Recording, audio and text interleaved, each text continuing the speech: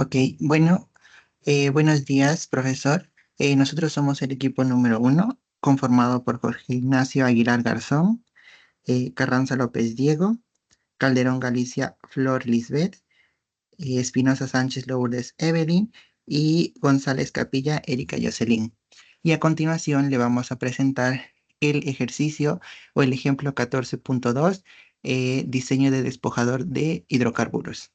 Bueno, comencemos explicando qué nos pide este ejercicio. Este ejercicio nos plantea que diseñemos un divisor de torre empacado para una planta de hidrocarburos ligeros. Las condiciones de operación determinadas a partir del balance de materiales son a operación de 430 SIG y la alimentación desde la torre de etileno en la unidad de purificación.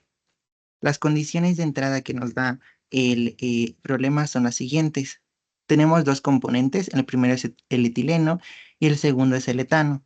Nos da el porcentaje de volumen que es 55 y 45 respectivamente. El porcentaje en el domo que es de 90 y 10 para etileno y etano y el porcentaje en el fondo que es de 5 y 95.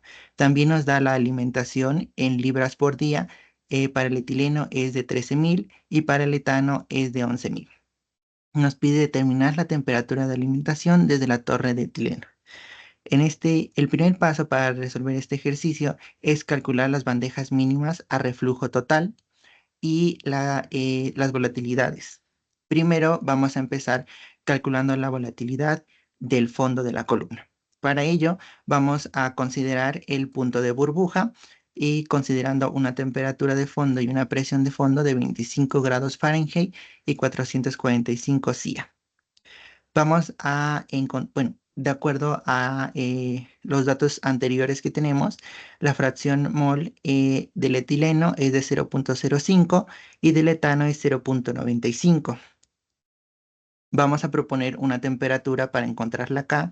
En este caso, la primera temperatura es de 47 grados Fahrenheit y para el etileno es de 1.36, para el etano es de 1. Vamos a multiplicar esta acá por la fracción molar de cada componente y vamos a obtener que para el etileno es de 0.068 y para el etano es de 0.95. Nos da un total de 1.018, que es un poco alto. Entonces vamos a proponer una nueva temperatura que es de 45 grados Fahrenheit. A esta temperatura vamos a obtener un valor de 1.35 y 0.97.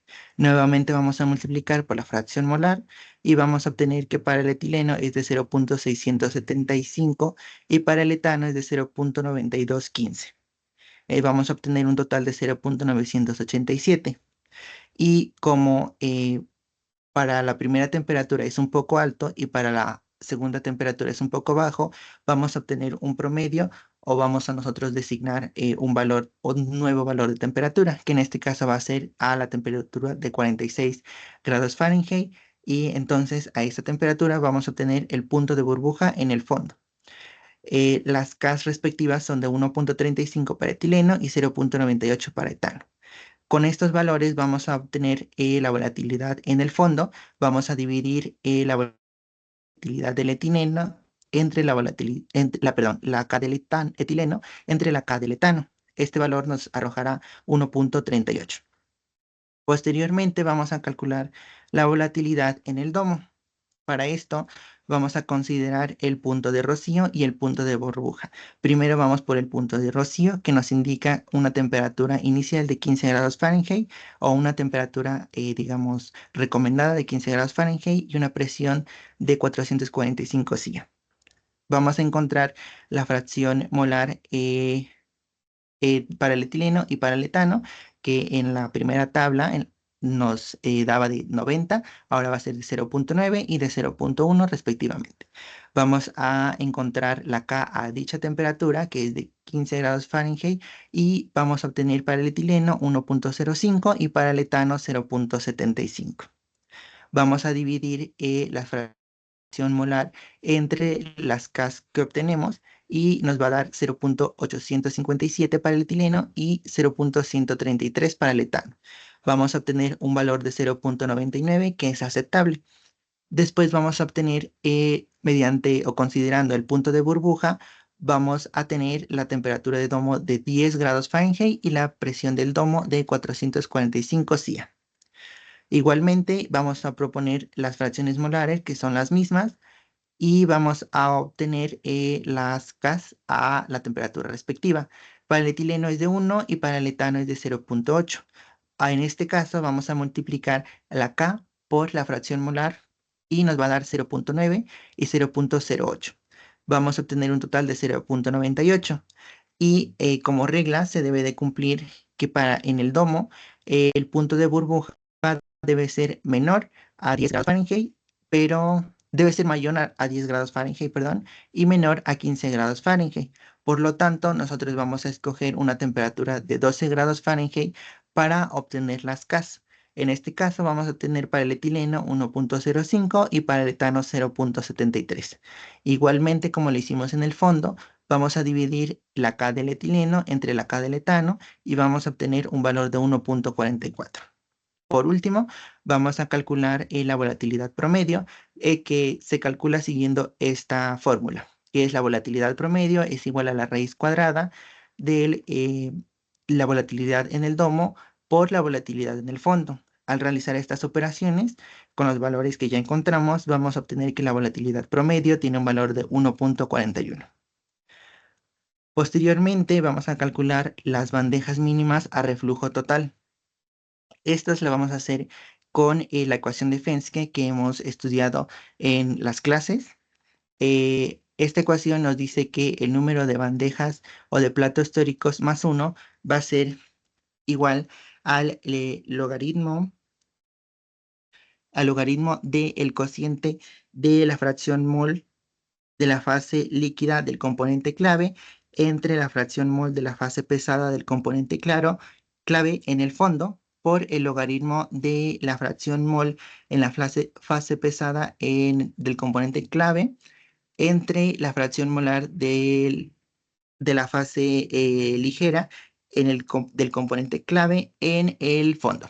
Todo esto entre el logaritmo de la volatilidad promedio. Al hacer estos cálculos, vamos a obtener que los platos teóricos son de 14.96 platos teóricos, que se puede redondear a 15. Pero eso lo vamos a ver un poco más adelante. Después vamos a calcular el reflujo mínimo. Ese reflujo mínimo lo vamos a hacer con esta ecuación que igualmente la hemos estudiado en clases. Esta ecuación nos dice que el reflujo mínimo es igual a la fracción mol del domo por 1 más la volatilidad menos 1 por la fracción mol en el fondo. Todo esto menos la fracción mol en el fondo por la volatilidad. Todo esto dividido entre el producto de la volatilidad menos 1 por la fracción en el fondo por 1 menos la fracción en el fondo. Al realizar estos cálculos, obtenemos que el reflujo mínimo debe ser de 3.23. Sin embargo, el ejercicio nos recomienda que para realizar, por fines prácticos, para resolver este ejercicio, debemos de utilizar un reflujo mínimo o un reflujo real de 6.1. Este valor lo utilizaremos más adelante. Después vamos a calcular las placas tóricas con ayuda del reflujo mínimo que hemos calculado anteriormente. Esto lo vamos a hacer mediante el gráfico de Guillain, que igualmente lo hemos estudiado en clase. Para este vamos a proponer diferentes flujos mínimos, entre los cuales se debe de encontrar el flujo que hemos calculado.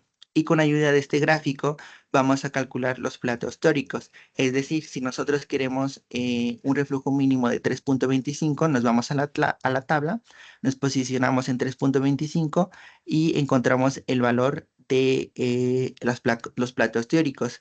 Aquí podemos ver que sí tiende al infinito. Lo mismo hacemos para el 4, para el 5 y para el 6, que es nuestro valor real del reflujo. Nos posicionamos en el 6 y encontramos que el valor de los platos teóricos es de 20. Y así es como lo tenemos. Posteriormente, el ejercicio para la siguiente parte del ejercicio debemos de proponer el diagrama de carga, es decir, un esquema de cuáles son las entradas, cuáles son las salidas de nuestra columna. Bien, aquí vamos a obtener que vamos a tener una alimentación de 24.000 libras por día. Vamos a obtener un producto destilado de 13.900 libras por día, un reflujo de columna de 83.400 libras por día.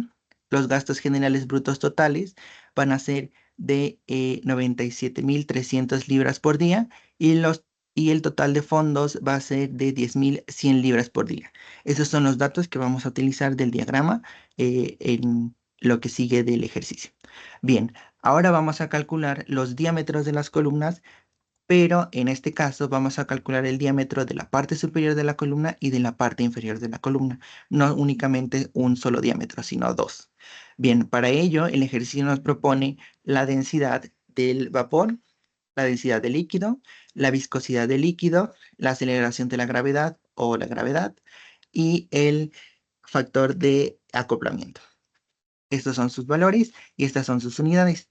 Ahora bien, nosotros vamos a calcular esta operación, que es L sobre G por la raíz cuadrada de la densidad del vapor sobre la densidad del líquido, considerando que L sobre G es el reflujo de la columna sobre la densidad del líquido. Ahora bien, realizando estas operaciones vamos a obtener un valor de 0.35. Con este valor nos vamos a ir a esta gráfica, en donde por un lado vamos a obtener graficados los valores de L sobre G, que es el 0.35 que obtuvimos, y del otro lado el factor que nosotros estamos buscando. Encontramos el valor de 0.35, lo intersectamos con la curva y obtenemos que el valor de inundación promedio va a ser de 0.067, que es este de aquí. Posteriormente vamos a utilizar ese valor para encontrar G, como si desconociéramos G, y G la vamos ahora a considerar como la tasa de gas de masa superficial. Vamos a despejarla de aquí y vamos a obtener que esta G va a ser igual a la raíz cuadrada de la densidad del vapor por la densidad del líquido menos la densidad del vapor, todo esto por la aceleración de la gravedad dividido entre el factor de acoplamiento por la viscosidad elevado a la 0.1. Al hacer esta operación, vamos a obtener que la tasa de gas de masa superficial es de 2.020 libras por segundo por pie cuadrado. Bien. A continuación, vamos a realizar los siguientes cálculos en los que nos pide la velocidad de carga, que la velocidad de carga está calculada por la densidad del vapor entre la tasa de gas de masa superficial. Después la tasa de flujo volumétrico, que es los gastos generales brutos totales entre la densidad de vapor. Después el área requerida, que es la tasa de flujo volumétrico entre la velocidad de carga. Y por último vamos a obtener el diámetro de la columna, que en este caso lo vamos a obtener con la fórmula de raíz cuadrada de 4 por el área, todo eso dividido entre pi. Y el valor va a ser de 10.1098 pulgadas. Sin embargo, de acuerdo al libro, nos propone que utilicemos el valor de 16 pulgadas de diámetro porque es más eficiente y tiene más relación de acuerdo al apéndice 18.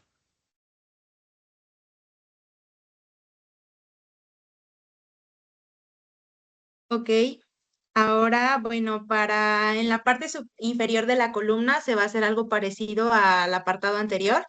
Nos proporcionan los siguientes datos teóricos, que son la viscosidad dinámica del vapor, del líquido, la densidad del vapor, del líquido, la gravedad específica y el valor de F, que podemos ver aquí el valor de cada una de ellas, al igual que las unidades.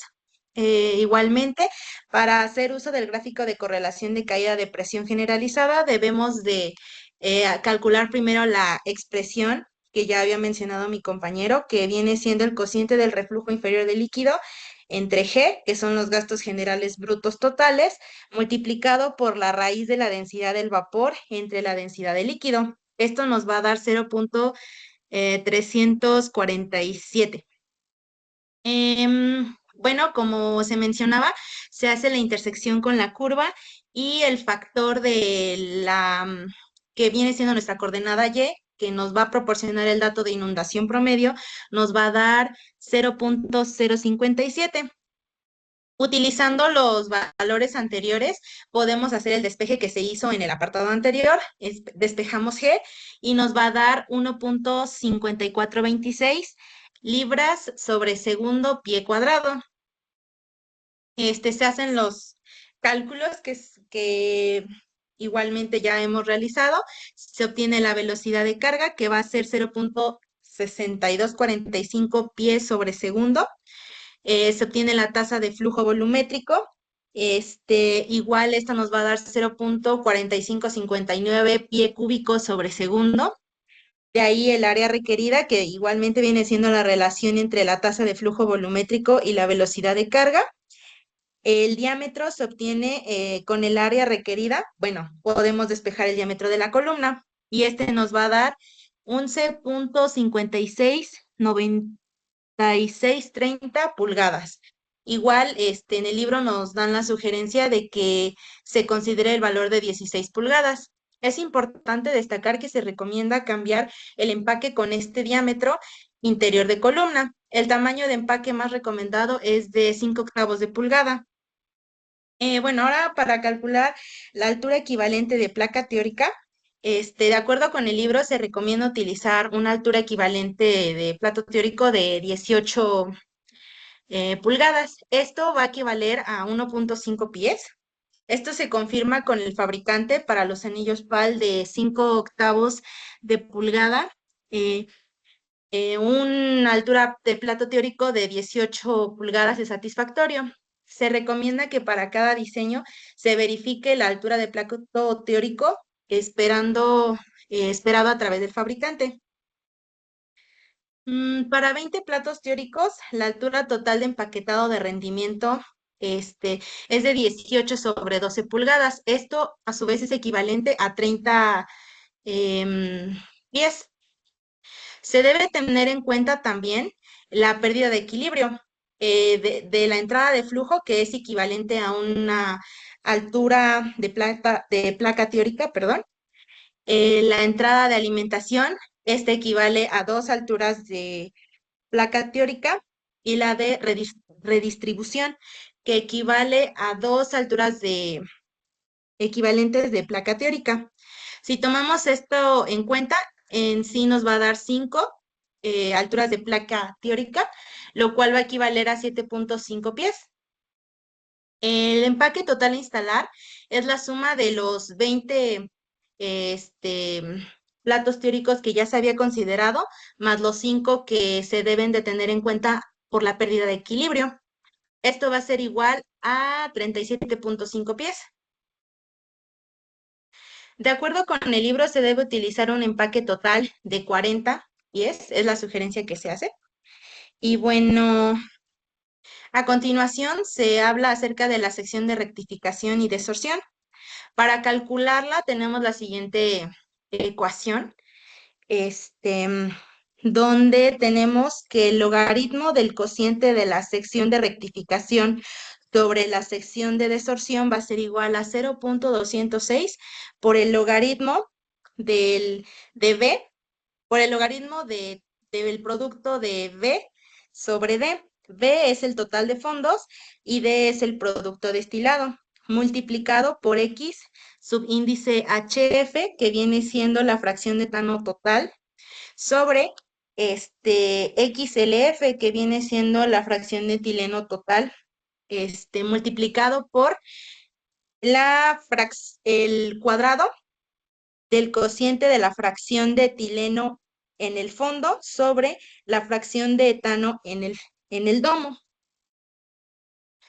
Hacemos los cálculos correspondientes y nos va a dar 0.17054814. Despejamos y este cociente es igual a 1.18595474. Debemos tener en cuenta también la relación que la suma de la sección de rectificación más la sección de desorción nos va a dar 40 pies. Entonces tenemos estas dos ecuaciones para poder resolver el sistema de ecuaciones que se nos presenta. Y bueno, la sección de rectificación va a ser igual a 16.08 pies, mientras que la de desorción va a ser de 23.95 pies. El libro nos sugiere usar los valores de 16.5 para la de rectificación y de 24 para la de desorción. Bueno, ahora se va a hacer la evaluación preliminar de los requisitos del condensador. Con la figura 9-21C podemos estimar la caída de presión, que va a ser igual a 0.4 pulgadas de agua por pie de empaque. Calculamos la caída de presión para todo el empaque y esto va a ser igual a 16.2 pulgadas de agua.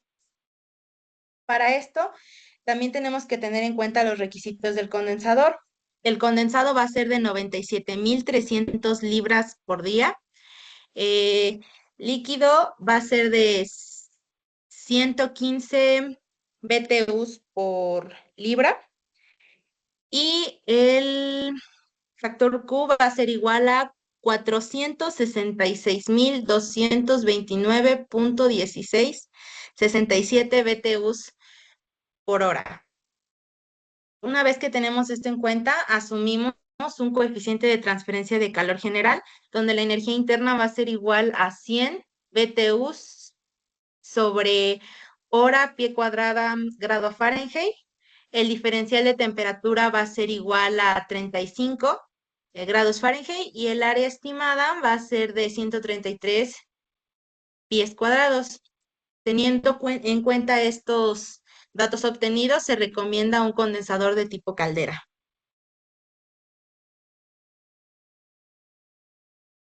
Bien, ahora vamos a hablar sobre los anillos de tuerca o también llamado Nothering.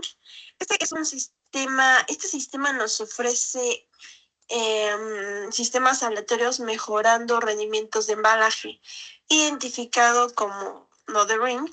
El distribuidor de líquido debe estar bien equilibrado y la distribución de los puntos de conexión de líquido de descarga al embalaje deben de ser distribuidos uniformemente. Ahora vamos a hacer una breve descripción del Nothering. 1. Las pruebas comparativas. En este caso tenemos un número 2 de Nothering. Tienen un mayor perfil de eficiencia, capacidad, utilizable con caída de presión sustancialmente menor que la alcanzada con anillos ranurados. La capacidad utilizable es comparable a 3.5 pulgadas. 2. La forma de anillo proporciona múltiples engorzados circulares, tiras para fortalecer la renovación de la superficie líquida. 3. El canal central perforado mejora el líquido lateral y se extiende y moja eficazmente la superficie exterior frente al flujo de vapor. 4. El elemento principal con muchas nervaduras proporciona una alta resistencia que está relacionada con el peso. 5. Un par de ranuras y aros cónicos, en este caso, van a proporcionar una máxima aleatoriedad, mínima con anidamientos mínimos. 6. La eficiencia mejorada por el punto 2 que habíamos mencionado y el anillo de la tuerca número 2 es mejor que el de 2 pulgadas. En este caso son llamados anillos paliativos. 7. La utilización superior de la superficie en masa y calor, lo que permite alturas de lecho más cortas. El rendimiento de reducción es superior al de 2 pulgadas y 3,5 pulgadas. Estos son los anillos de pabellón. 8. La relación resistencia-peso permite alturas de cama de hasta 50 pies. 9. La menor caída de presión y mayor capacidad utilizable nos va a permitir el uso de columnas de menor diámetro. Caída de presión por etapa En este caso es entre un 30% y un 50% menos que el anillo del pabellón, de cualquier tamaño, obviamente. 10. El rendimiento reproducible asegurado a través de uniformidad aleatoria. 11. Todos los anillos en los tamaños de diámetro del número 0.7 al número 3 son proporcional en todas las dimensiones para mayor presión en aumento de la caída de presión, la capacidad y la eficiencia. Y por último podemos cerrar que los anillos de tuerca de plástico son rígidos y energéticamente eficientes y permiten aplicaciones para producir proféticas caídas seguras por etapas teóricas y alturas de cama que no son alcanzables con otras partículas aleatorias. Ahora vamos a hacer una breve explicación de la correlación de la capacidad.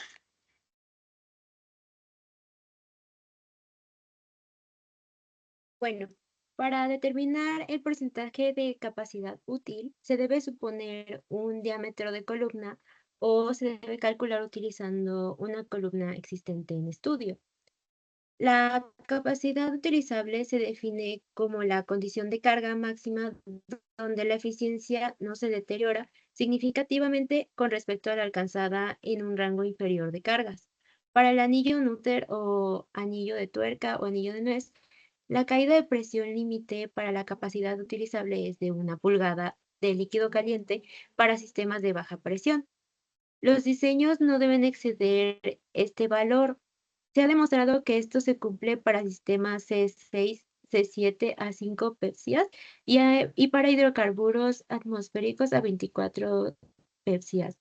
Podemos ver las figuras 1431 y 1431b.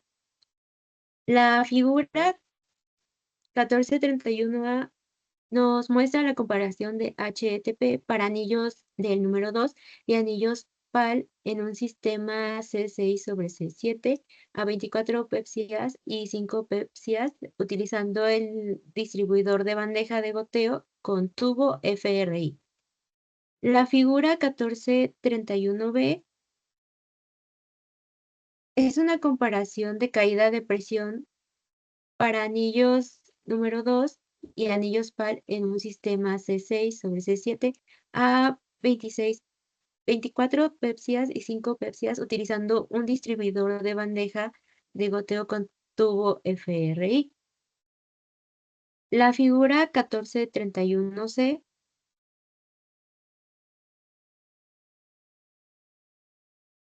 nos muestra una comparación de P sobre E para un anillo del número 2 y un anillo PAL en un sistema de igual manera C6 sobre C7 a 24 PPSIAs y 5 PPSIAs utilizando el distribuidor de bandeja de goteo con tubo FRI. Bueno, para calcular el porcentaje de capacidad útil, la fórmula es 100 por el flujo de vapor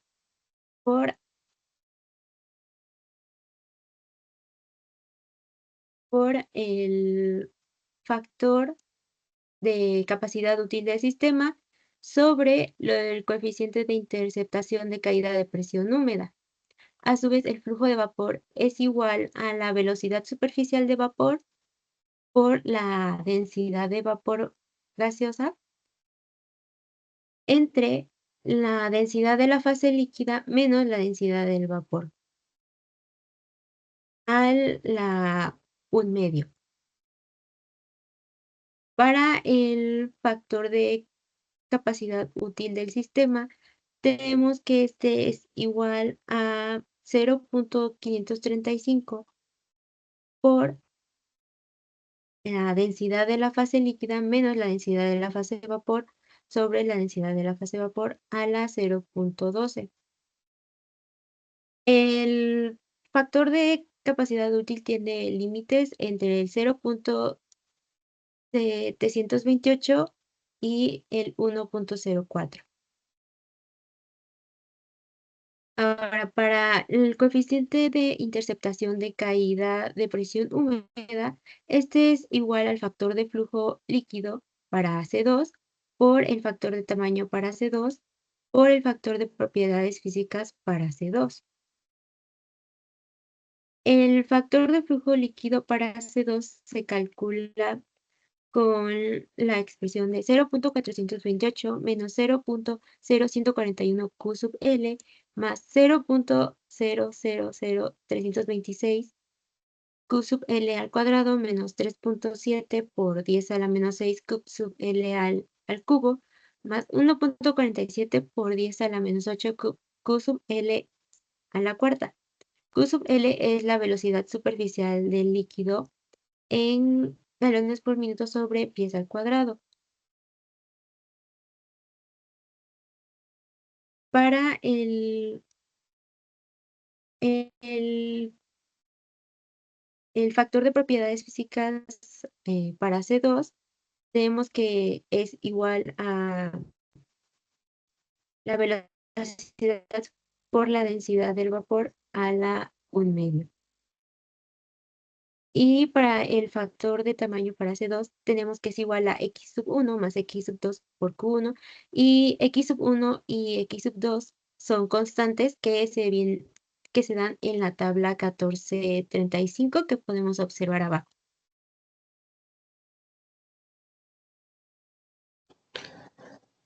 Esta tabla se obtiene a partir de experimentación y está tomada de los valores proporcionados por Nutter y nos da los coeficientes de intercepción de las caídas y x1 y x2, x3 y x4. Entonces,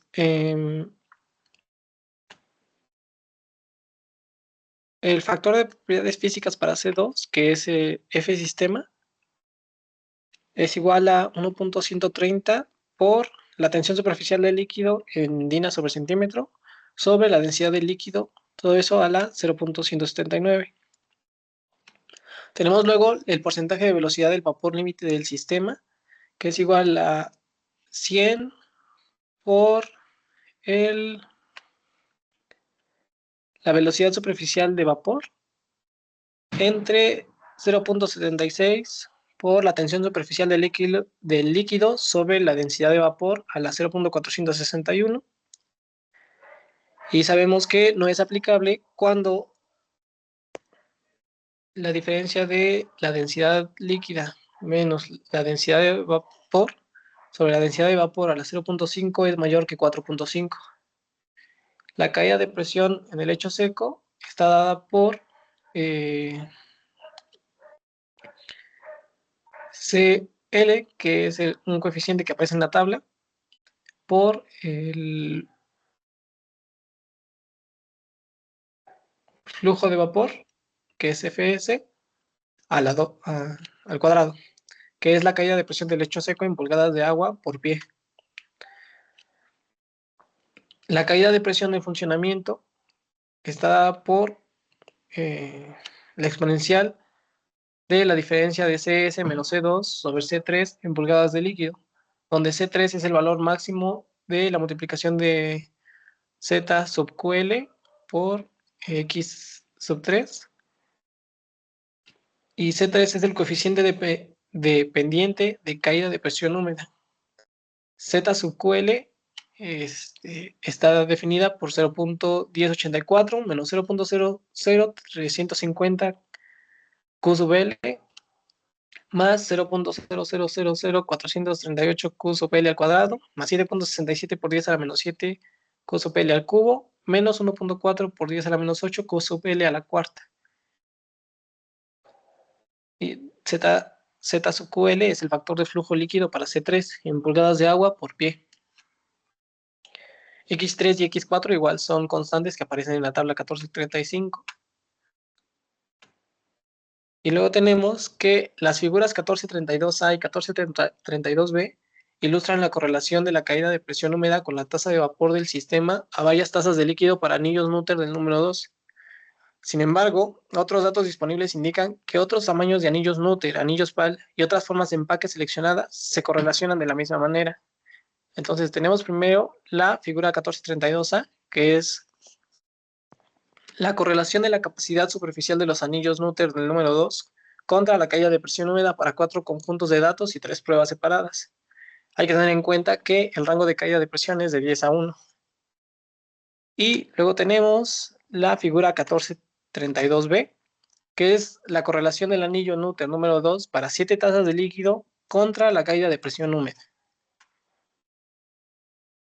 Las figuras 1433A y 1433B ilustran el ajuste de los datos medidos por FRI en una columna de tamaño comercial para sistemas de hidrocarburos, utilizando anillos Nutter del número 2.5 a 3 presiones diferentes y comparando la última correlación patentada de Nutter presentada anteriormente. Al considerar modelos de caída de presión basados únicamente en agua, la capacidad del sistema de hidrocarburos puede exagerarse significativamente. Para los empaques aleatorios de Nutter, los modelos de caída de presión capacidad se ajustan a los datos dentro de más o menos 10% del rango de interés comercial, es decir, 0.1 a 1 pulgadas de agua por pie de empaque. Los valores de caída de presión para la operación de diseño no deben exceder 1 pulgada de agua por pie.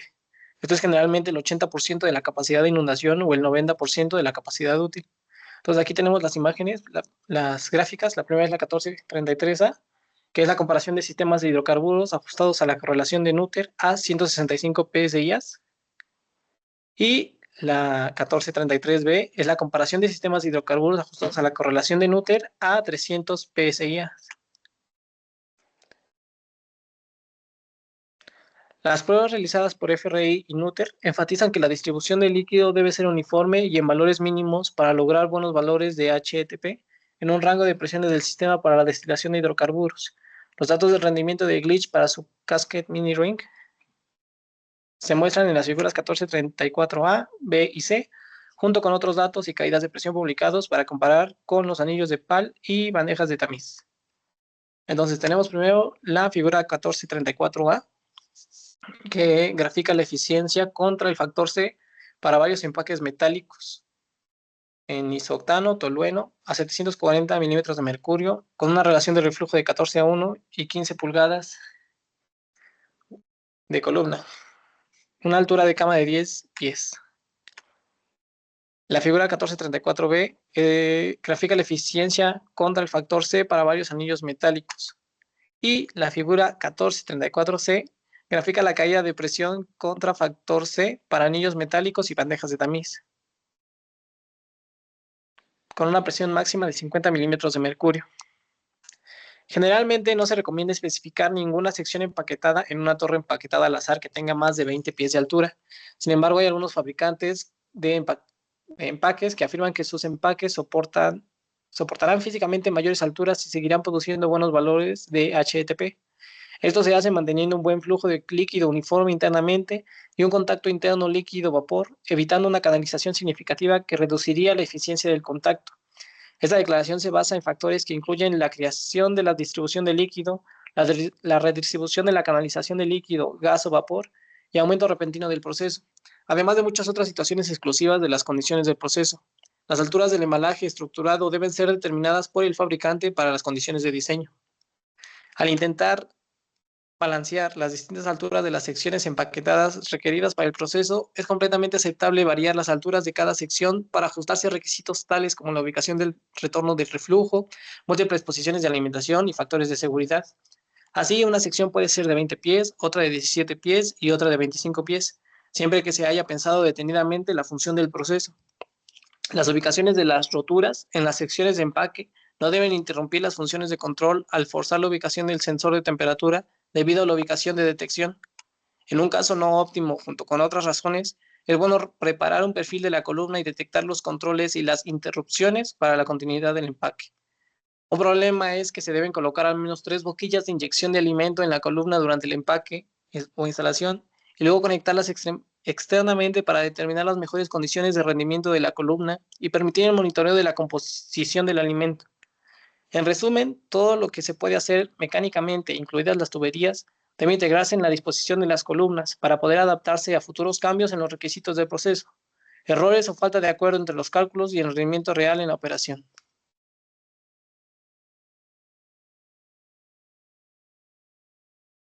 Bien, hasta aquí es donde llega la resolución del problema. Agradecemos su atención, profesor, y muchas gracias por todo.